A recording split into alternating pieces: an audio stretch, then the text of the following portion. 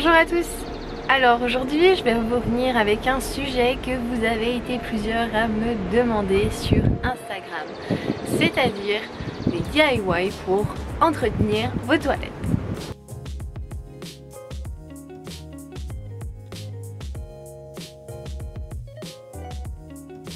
Je tiens à préciser que je ne suis pas sponsorisée pour cette vidéo, encore une fois ceci est juste mon retour d'expérience et mon bon sens tout simplement. Alors j'ai juste envie de vous donner quelques informations concernant notre fameux et incontournable papier toilette.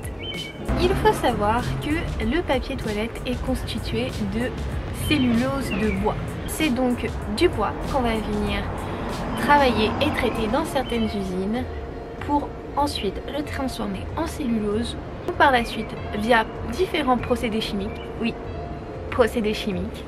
Vous allez obtenir votre feuille de papier toilette. Premièrement, votre papier toilette ne serait pas aussi blanc. Et deuxièmement, celui-ci jaunirait avec le temps s'il n'avait pas le traitement chimique. De plus, sachez que pour créer une tonne de papier toilette, vous allez avoir besoin de 3 tonnes de bois ainsi que l'équivalent de 70 000 litres d'eau. Oui.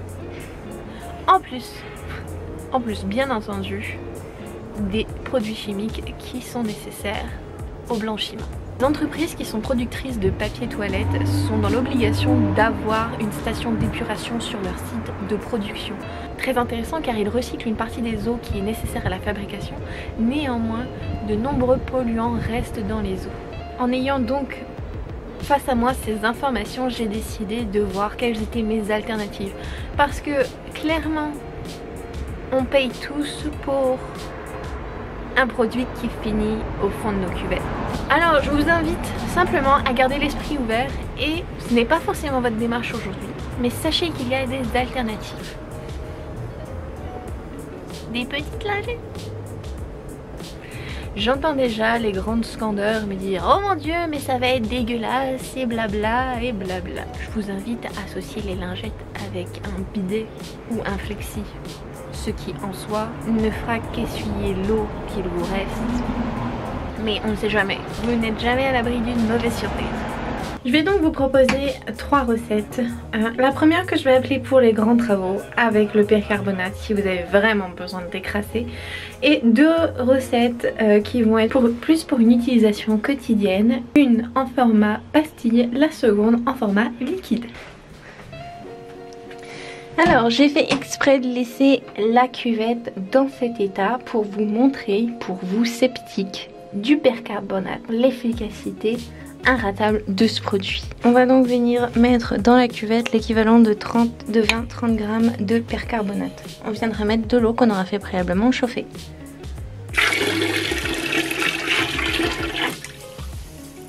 Vous laissez agir pour environ une demi-heure.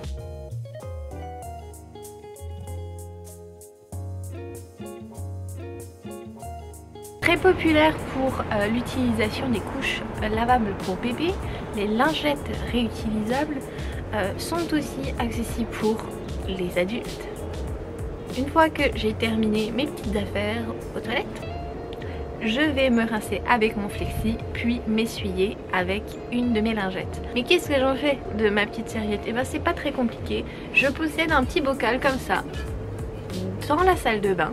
Une fois que ma lingette a été utilisée, je vais la mettre dans mon bocal, lequel est rempli généralement d'un petit liquide qui va le garder dans du vinaigre blanc.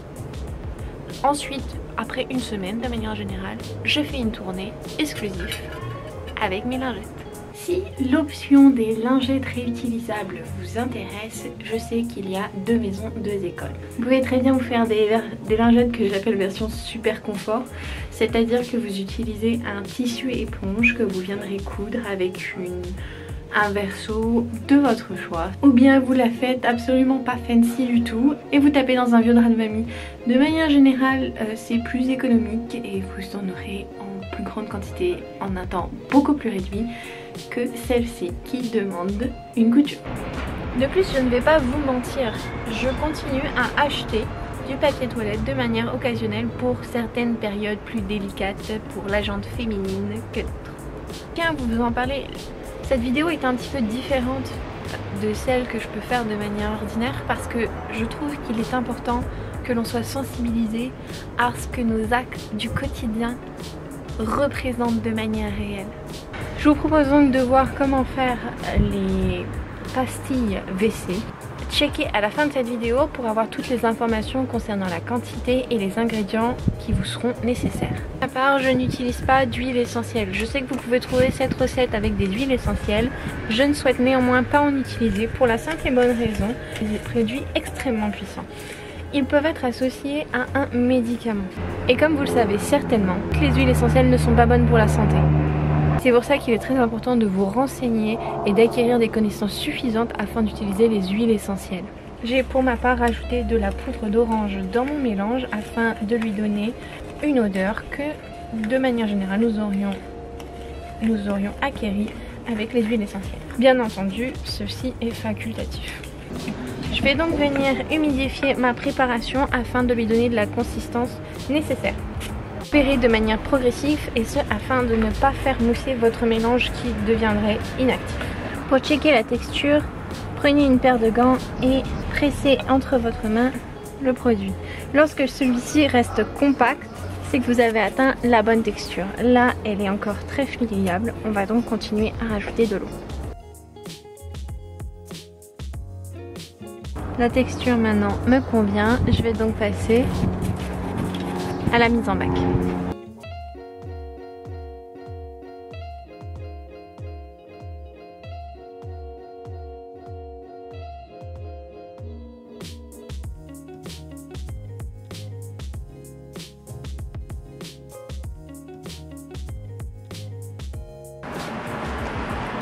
Ensuite, avec mon gant, je vais venir démasser.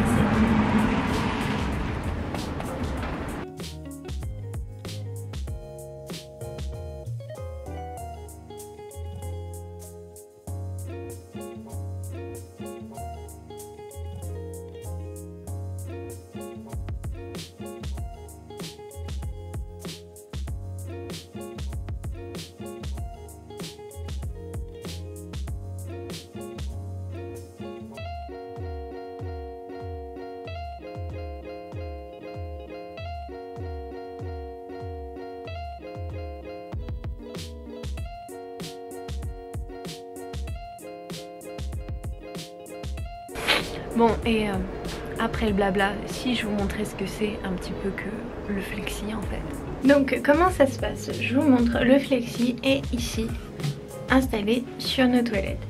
C'est-à-dire que vous avez une tête comme un petit robinet. On appuie ici pour faire sortir l'eau.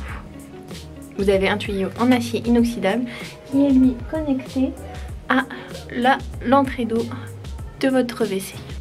Même en dehors du fait qu'il nous aide à garder une hygiène correcte. Je le trouve super arrangeant parce qu'il est polyvalent, il me permet également de pouvoir nettoyer des choses dans la salle de bain ou la douche. Vu que notre salle de bain n'est pas très grande, on peut se le permettre. Après, il faut savoir que la pression qui sort peut être assez forte. Je vous invite quand même à faire attention parce que au milieu de la nuit, pas très bien réveillé, vous risquez d'appuyer et d'avoir un peu trop de pression et vous en souvenez. Donc pour vous montrer, vous voyez, on appuie ici, ce qui est un fin jet délicat et très agréable.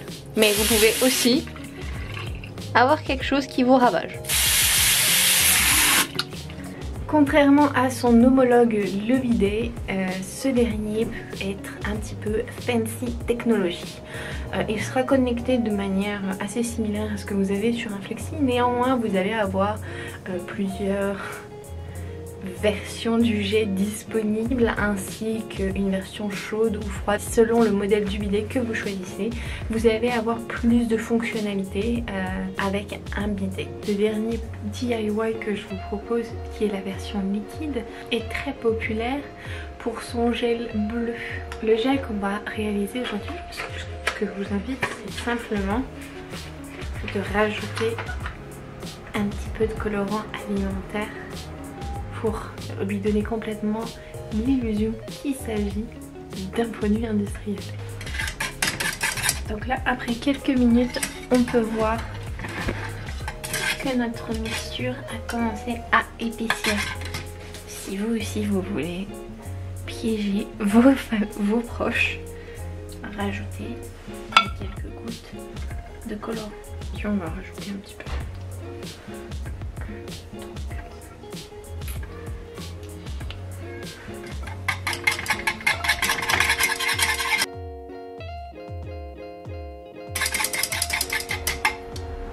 Et on laisse chauffer et épaissir.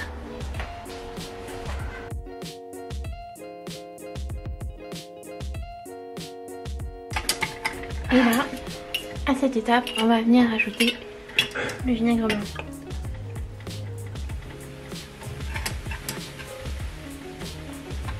Progressivement.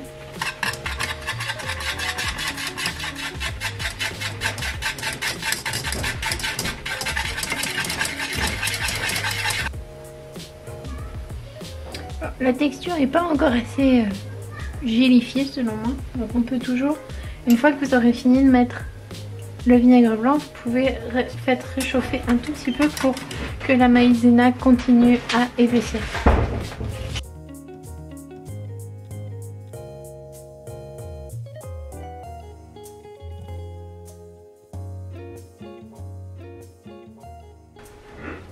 Une fois que la préparation est devenue plus épaisse, on coupe et on va laisser refroidir avant de mettre. Il faut que ce soit complètement froid avant de mettre dans votre bouteille. Pour ce tutoriel, pour bien faire, réutiliser, hein, c'est l'objectif. Réutiliser soit vos anciennes bouteilles avec un bec verseur, qui est, je pense, l'idéal. Sinon, une ancienne bouteille de liquide vaisselle. Ou même encore, si vous n'avez aucun de ces produits, prenez une vieille bouteille dans laquelle vous allez venir faire un trou dans le bouchon. Ça marchera tout aussi bien. On s'accorde que ce genre de plastique mou n'auront pas forcément la même longévité que ces plastiques durs. Mais libre à vous, faites avec ce que vous avez.